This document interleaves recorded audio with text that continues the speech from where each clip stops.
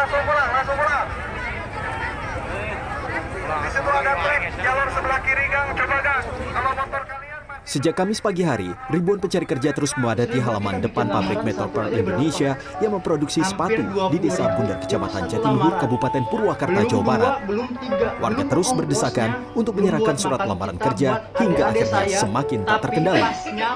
Informasi adanya penerimaan pekerja menyebar di media sosial.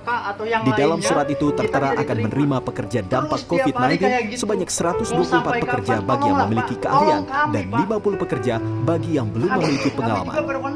Namun banyaknya pencari kerja membuat ribuan orang mengadu keberuntungan dengan melamar ke pabrik ini.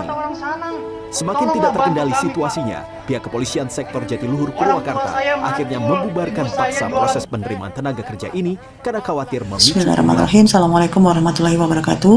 Dalam kesempatan kali ini kami ingin mereview dan mengulas satu buah buku tentang rekrutmen dan seleksi karyawan karangan Median Tatarigan yang kami kolaborasikan dan hasil workshop tentang kompetensi staf rekrutmen yang disesuaikan dengan standar kompetensi kerja nasional Indonesia.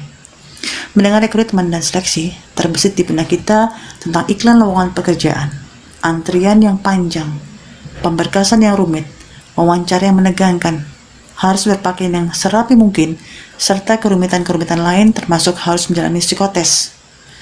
Sejatinya, rekrutmen dan seleksi adalah memastikan munculnya kecocokan-kecocokan yang kita miliki sebanyak mungkin dengan kebutuhan-kebutuhan yang ada di organisasi. Dalam bagian ini kita akan mengulas rekrutmen dan seleksi dalam tahapan-tahapan yang harus dilalui, dimulai dari model peran Departemen SDM sebagai strategic partner, change agent, administrative expert, employee champion.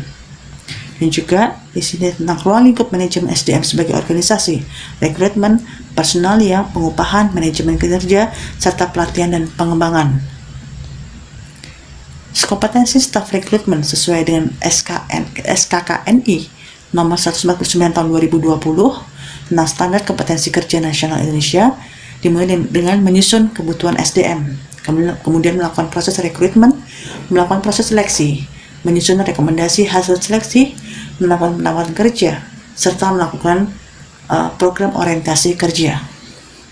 Rekrutmen adalah proses menarik calon karyawan.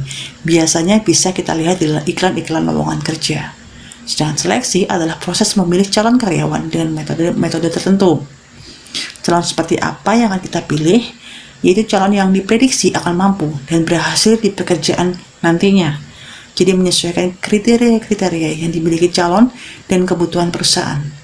Sasaran seleksi di sini adalah rekomendasi atau pengambilan keputusan untuk menerima atau menolak calon pegawai baru ini. Seleksi di sini mengalami perkembangan, baik dari sisi metode maupun pendekatannya. Dahulu, seleksi hanya dilakukan dengan satu metode saja, yaitu interview.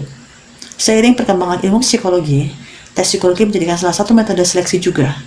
Dari mengungkap mental kognitif hingga kepribadian dan sikap kerja. Di sini, tes psikologi bukan satu-satunya sumber rekomendasi penerimaan karyawan. Ada sumber-sumber lainnya, seperti tes kesehatan, ada rekam jejak, tes kemampuan bidang hingga interview. Lalu bagaimanakah tahapan-tahapan rekrutmen dan seleksi? Di sini juga dijabarkan mengenai